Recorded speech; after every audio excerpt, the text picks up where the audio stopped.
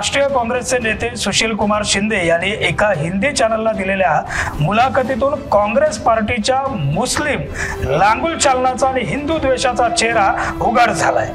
कोर्टाने अफजल गुरुला दहशतवादी म्हणून फाशी दिली, पण काँग्रेसी सुशील कुमार शिंदे अफजल गुरुला आतंकवादी मानत नाहीत।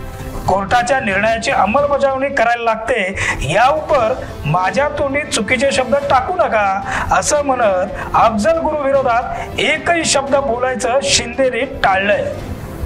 ऐन विधानसभा निवडणुकीत आपली शांतिप्रिय वोट बँक नाराज होऊ नये म्हणून सुशील कुमार शिंदे एका दहशतवादाला पाठीशी घालतायत का असा प्रश्न साहजिकच निर्माण झालाय।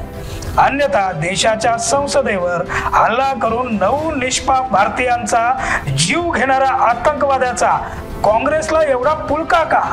पण हे सुशील कुमार शिंदे भगवा आतंकवाद सारखे शब्द वापरून हिंदूंची मात्र बदनामी करायला मागे पुढे पाहत नाहीत। पार्टीनं सांगितलं म्हणून भगवा आतंकवाद शब्द वापरला हेही त्यांनी याच मुलाखतीत कबूल केलंय। बोललो तर बोललो म्हणत ही गोष्ट त्याने उडवूनही लावली।